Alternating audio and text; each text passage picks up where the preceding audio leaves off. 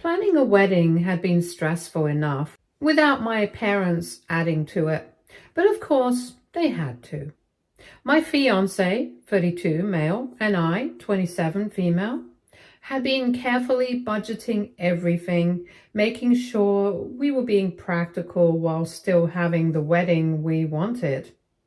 Nothing excessive, but still a celebration that felt right for us. At first, my parents seemed supportive until they weren't. It started with little comments here and there. My mom would bring up how so many couples waste money on weddings when they could be using it for more important things, like savings or a down payment on a house. My dad threw in remarks about how the economy was bad and how smart people knew when to adjust their expectations. At first, I assumed they were just being old-fashioned. My fiancé and I weren't being reckless with our budget, and besides, my sister had just had her wedding less than 2 months ago, a massive $150,000 event that my parents had thrown for her without a second thought. And back then, no one had told her to adjust expectations. Still, I tried to hear them out. Maybe they were just worried about my future. Maybe after spending so much on my sister's wedding, they simply didn't have as much to contribute to mine. If that was the case, I would have understood. So I asked them directly. They dodged the question, instead telling me how proud they were that I was considering their advice. They went on about how mature it was to make financial sacrifices, how it showed wisdom. My mom even said that this was what set me apart from my sister. I was practical, while my sister was always more emotional. That should have been my first red flag. But the real moment of clarity came when I accidentally found out the truth. I had stopped by their house one evening expecting just a quick visit. Their door was open, so I went in. My mom had been in the kitchen making tea, and my dad was on the couch watching TV. It was a comfortable enough setting, but then my sister called, and the conversation that followed made my stomach turn. She was on speakerphone, her voice carrying through the room. She sounded excited, saying she had been so stressed about her honeymoon, but now everything was going to be fine because Mom and Dad promised to help cover it. She went on and on about how she and her husband had been so worried about affording the luxury resort she wanted. But thank God our parents understood how important it was for her to have a proper honeymoon after such a big wedding. I stood there frozen, listening.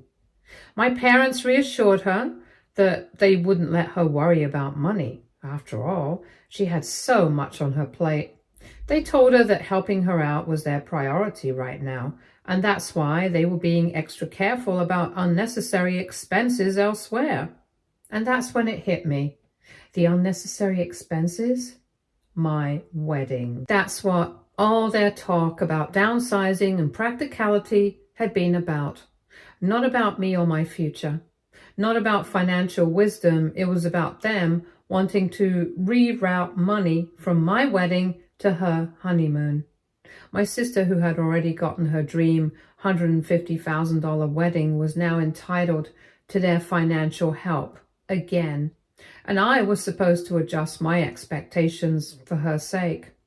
I had to physically stop myself from reacting right then and there. Instead, I waited until my mom hung up the phone. I schooled my expression, pretending I hadn't heard anything. I stayed just long enough to finish my tea, made polite conversation, and then excused myself and left. The second I got into my car, my hands gripped the steering wheel so tightly that my knuckles turned white. The sheer audacity of it. They had tried to guilt-trip me into making my wedding smaller, simpler, and cheaper, all while planning to hand over that same money to my sister so she could fly off to some luxury honeymoon suite. I felt stupid for ever thinking they had my best interests at heart. But I wasn't going to argue with them. I wasn't going to cry or beg for fairness. If they wanted me to cut costs, then fine, I would. But not the way they expected. Update 1. My wedding had never been their priority. By morning, my anger had settled into something sharper, clearer. If my parents wanted me to downsize my wedding to help with other priorities, then I would. But it wouldn't be my wedding taking the hit. First thing I did was call my fiancé and tell him everything. He wasn't surprised. He had always seen the favoritism, the way my parents bent over backwards for my sister while treating me like an afterthought. He had pointed it out to me more times than I could count. And I had always defended them, always given them the benefit of the doubt. Not this time. He asked what I wanted to do. I told him I had a plan. And that's how we ended up meeting with our wedding planner that afternoon. Our planner was amazing, organized, efficient, and completely on board with making changes. I told her that since my parents were so concerned about expenses, I would be honoring their wishes by cutting costs. First, I slashed the guest list. Anyone my parents had insisted on inviting, gone. No distant relatives I barely knew, no old family friends I hadn't seen since childhood, no business acquaintances they wanted to impress. That alone knocked off a huge chunk of the budget. Then I went down the list of things my parents had personally chosen. The venue they loved? Cancelled. We had a beautiful backup location that we had originally wanted, but my mom had convinced me to book the one she preferred instead. Now, we were going back to our first choice, cozy, intimate, and half the price. The expensive catering company my dad had insisted on using because he had connections there, gone. I replaced them with another vendor that offered amazing food for a fraction of the cost. The live band my mom had begged me to have because she thought it would be classier than a DJ, cancelled. DJ it was.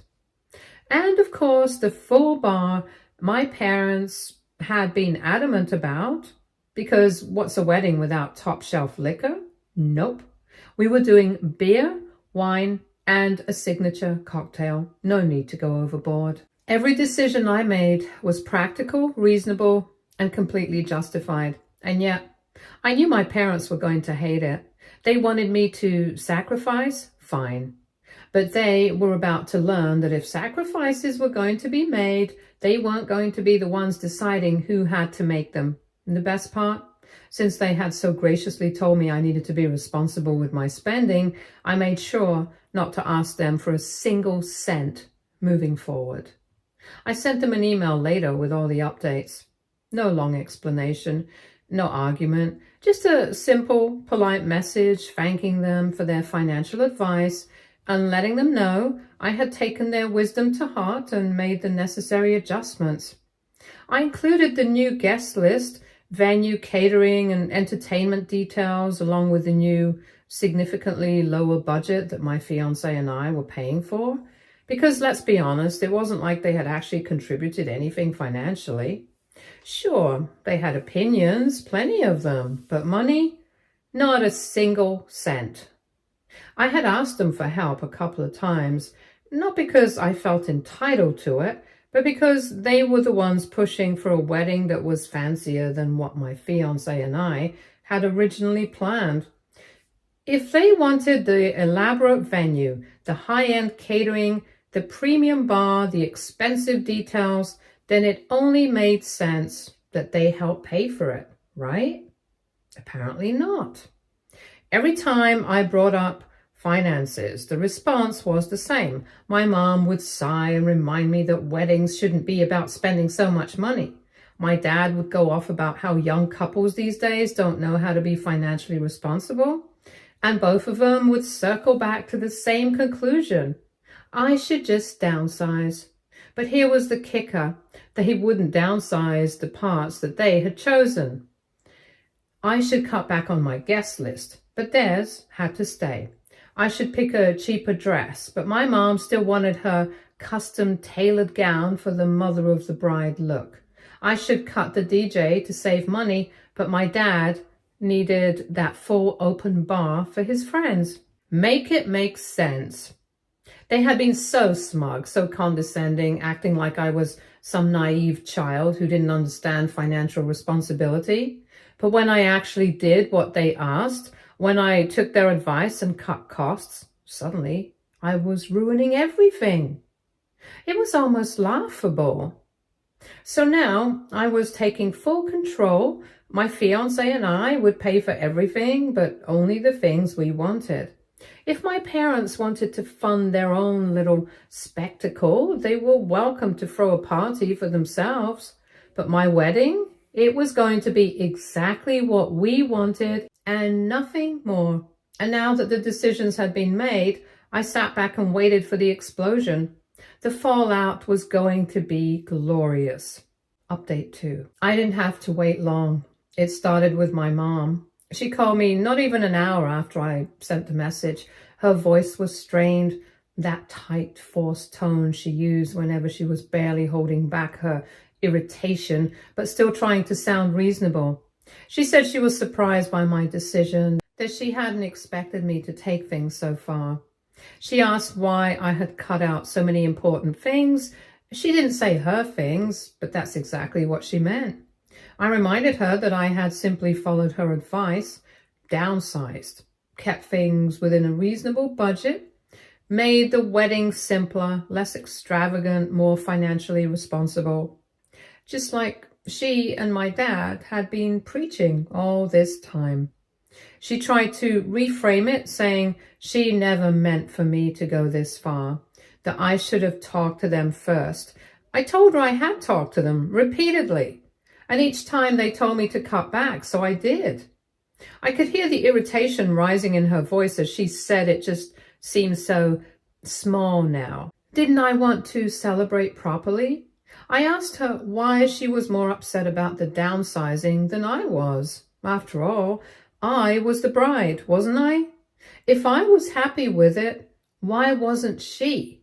Silence. Then finally she said it. It's just not what I pictured for you. Ah, there it was. It wasn't about me at all. It never had been. I asked her whose vision we were really talking about here, because if she had all these big ideas for a dream wedding, she should have had her own second wedding instead of trying to live vicariously through mine. That's when she lost it. She said I was being petty, ungrateful, that she had only ever wanted the best for me. I told her I agreed with her advice and I had done exactly what she and Dad wanted. I downsized. I saved money. I made sure I wasn't being financially irresponsible. And then I hit her with the final blow. It's funny how you and Dad only cared about saving money when it was my wedding, but when it was your golden daughter's wedding, money was no object. Boom. That was it. She went off ranting about how I was twisting things, how my sister's wedding was different, how they had been in a better financial position then, and how they had sacrificed a lot for her wedding too. I reminded her that my sister's wedding was only a couple of months ago, so why were they acting as if it had been years? If they had really been in a different financial position back then why do they still have plenty of money to throw around now? For her lavish honeymoon, for all their other expenses. But suddenly, when it came to my wedding, they had to be frugal? No answer. Instead, she said I was making things all about money when family should come first. Ah, there it was again. I told her that family comes first, but only when it benefits them. I told her I had nothing more to say, and I ended the call. That should have been the end of it, but then my sister called. I debated answering, but I already knew if I ignored it, she'd just keep calling until I picked up. So I took a much-needed deep breath and answered. She started off sweet, congratulating me on making the smart decision, said she had always thought my original wedding plans were a bit too much, that she was glad I had finally come to my senses. I knew what she was doing, trying to get me to agree with her so that later she could turn it into, see, even she admits she was being unreasonable before. So I kept it neutral. Just a simple, and a polite thanks for the call.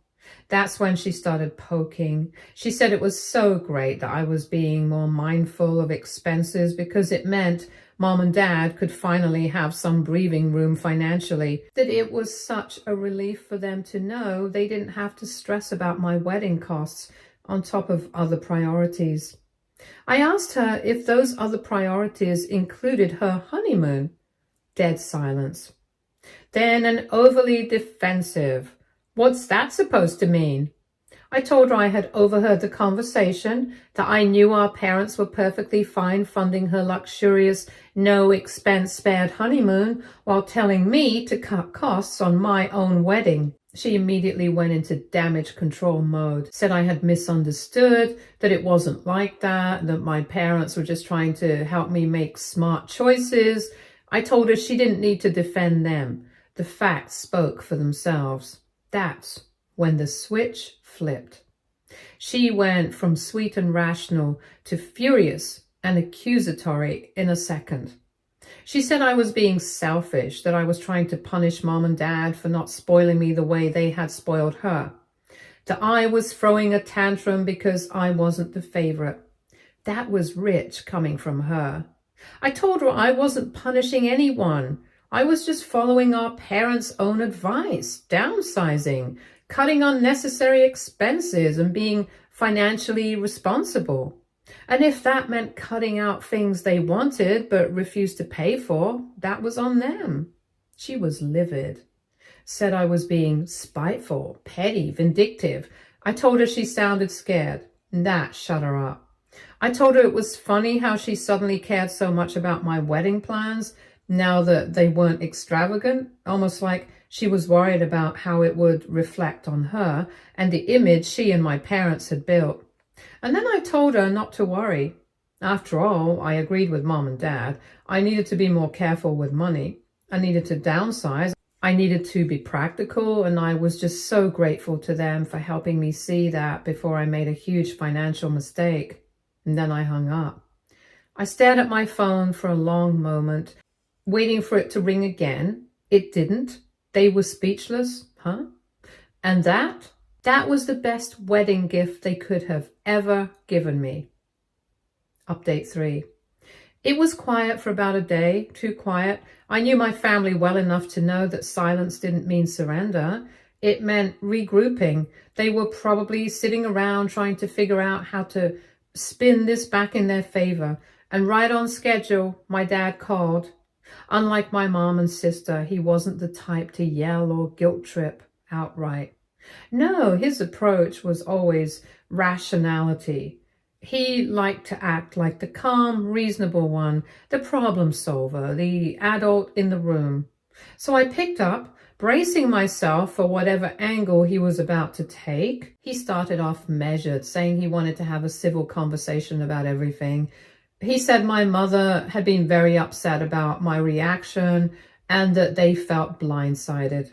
Blindsided? I reminded him that I had done exactly what they wanted. I downsized the wedding. I made it affordable. I made it something my fiancé and I could handle without putting any financial strain on ourselves. Wasn't that what they had been preaching all along? He sighed like I was being difficult. He said, of course they wanted me to be responsible, but that didn't mean they wanted me to throw together something cheap and embarrassing. I asked him why my wedding was suddenly an embarrassment when they had been so adamant about not spending too much. He ignored that. Instead, he said I was misinterpreting their guidance, that they never meant for me to cut out everything. I asked him what exactly they thought I had cut that was so unacceptable. The venue? It was still a beautiful place. Smaller, yes, but elegant. The guest list? Well, we had cut out their distant friends and their social circle, but if they weren't paying, why should I be obligated to keep their guests? The catering, we were still getting amazing food, just not the overpriced fancy stuff my mom had insisted on. The entertainment, we didn't need a live band, especially when my fiance and I preferred a DJ anyway. I asked him which of those things was the real problem. There was a long pause, and then finally he said it wasn't about any one thing in particular, it was just the principle of the matter. The principle. Ah, I had heard that before. That was the vague excuse they used whenever they didn't have an actual argument but wanted to make me feel like I was in the wrong. I told him I understood now. It wasn't that I had cut things down, it was that I had cut their control out of the picture. That was the real issue. They had never cared about saving money when it was their decision. Their guest list, their vision for my wedding, which, may I remind you, they weren't even paying for. The only time money became an issue was when I had the audacity to say no to the things they wanted. Dad let out a frustrated sigh and said I was making a mistake, that I would regret excluding my family from something so important. I told him my family was still invited.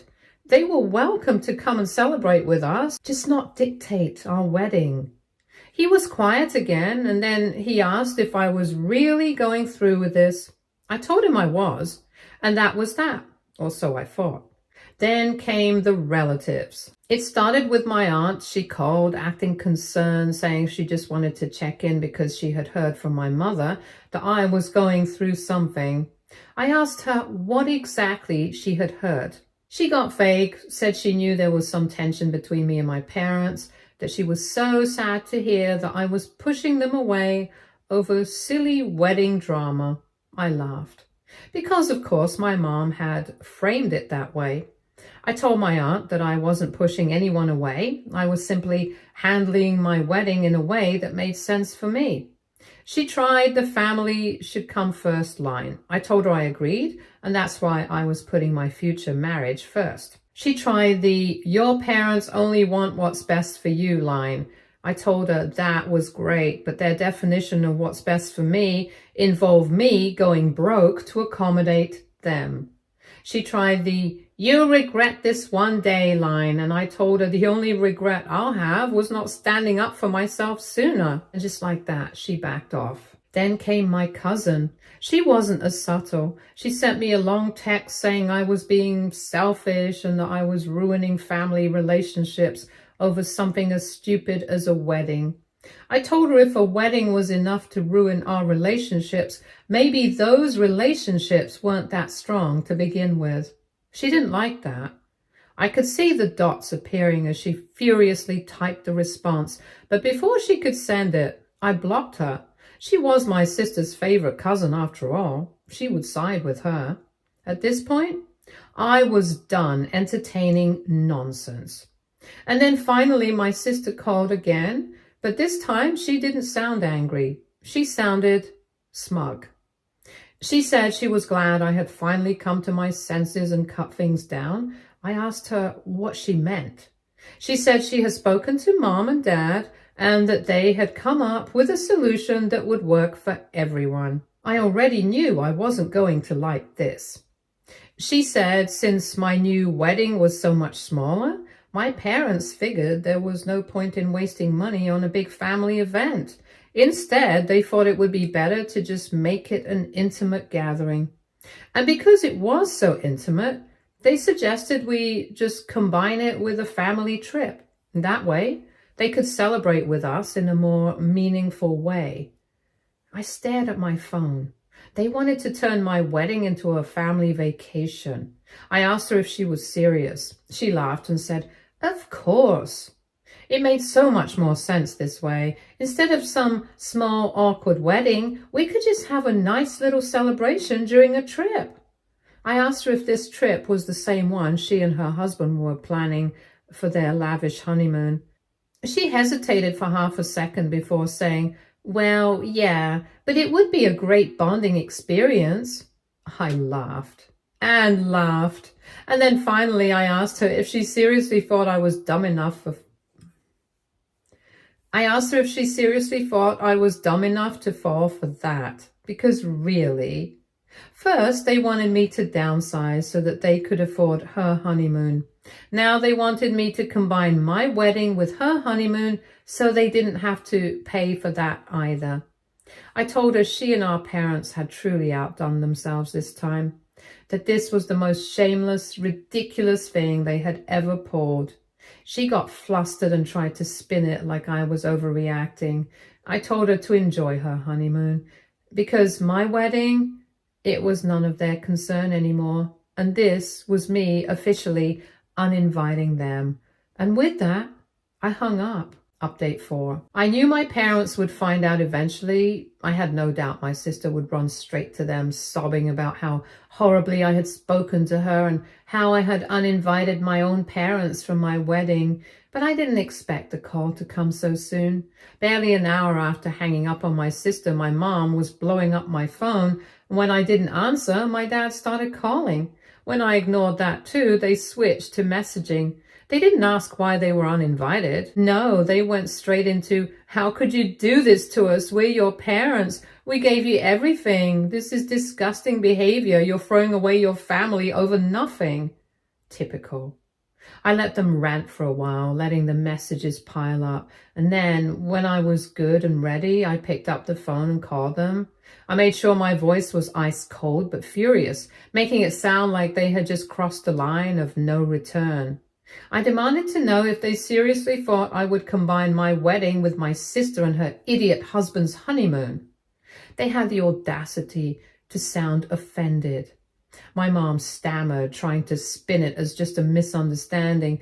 She said they were only thinking about what was best for the family. I laughed. Then I said loudly, just in case my sister was in the background listening, that I had never heard of something more pathetic in my life. Did they really think I was so stupid that I wouldn't notice what they were trying to do? That they weren't very clearly trying to make me pay for my sister and her useless husband's honeymoon under the excuse of a family trip? My dad, clearly irritated, tried to take the reasonable approach again. He said I was blowing this out of proportion. Oh, I said, so I was blowing it out of proportion. Then maybe I should be asking why his daughter and his son-in-law thought it was appropriate to crash my wedding with their honeymoon and get me to pay for it. Silence. Then my mom got defensive and she said that wasn't what was happening and that I was making things sound worse than they were. I scoffed. I asked them what exactly I was misunderstanding. Was it the fact that they convinced me to downsize my wedding? Was it the fact that immediately after that they planned a huge honeymoon for my sister and her husband? Or was it the fact that they suggested combining the two under the name of a family trip, knowing damn well that meant I'd be footing the bill? More silence. And then, because I wasn't done yet, I asked them exactly what kind of daughter they thought I was. Did they really think I would let my idiot sister and her dumb husband hijack my wedding for their honeymoon and have me pay for it on top of that? I heard my mom exhale sharply like she was about to cry, and I knew then that I had them exactly where I wanted them because I wasn't done yet. Next, I called my beloved brother-in-law and I let him have it. The moment he picked up, I didn't even let him get a word in. I asked him if he had lost his damn mind. Did he seriously think he was going to get a free honeymoon by slapping my wedding onto it? Did he seriously think that I, of all people, was going to fund his little vacation under the name of a family gathering? He tried to sputter out some excuse, but I cut him off. I told him straight up that I always knew he was spineless, but I didn't think he was pathetic enough to actually let my parents plan out his honeymoon for him. And then, because I wanted this to really sting, I asked him if he was so broke that he couldn't even afford to take his wife on a proper trip without trying to leech off her sister's wedding. That shut him up. But I wasn't done, because next I called his mother. I had only spoken to the woman a handful of times, but I knew exactly what kind of person she was. The respectable, traditional type. the kind who cared way too much about appearances, and I let her know exactly what her son had tried to pull. I asked her if she was aware that her dear, wonderful son and his perfect wife had been planning to combine their honeymoon with my wedding to get a free vacation. I asked her how she felt knowing that her son was so shameless that he expected his sister-in-law to foot the bill for his romantic getaway. I made sure to lay it on thick, acting absolutely shocked and disgusted that a man she raised would stoop so low. And just as I expected, she was speechless, absolutely mortified. She kept repeating, "That can't be right. That doesn't make any sense. I need to speak to him about this." "Oh," I told her, "please do." And just for good measure, I made a passing comment about how disappointed I was that her son, who had been raised better than this, had tried to use family like this. She was horrified. And then, well, the fireworks really started, because she immediately called my mother. I wasn't there for that conversation, but I didn't need to be. All I knew was that an hour later, I got a frantic message from my dad saying that I had gone too far. And my mom, oh, she was livid. She sent me a long, angry message saying I had humiliated her in front of my sister's mother-in-law, that she had never been more embarrassed in her life, that I was vindictive and spiteful and completely out of control. I just smiled at my phone, because that was exactly what I wanted. I wanted her to be humiliated. I wanted her to feel that sting, because after everything they tried to pull, they deserved every single second of it. And the best part, I still had one more trick up my sleeve, because I hadn't just uninvited them. I had also sent out a new set of invitations. And those invitations made it very clear who wasn't welcome at my wedding. And by the time they realized, it would already be too late, and I would have the last laugh as they suffered in embarrassment. Stay tuned for more stories from our girl relationships.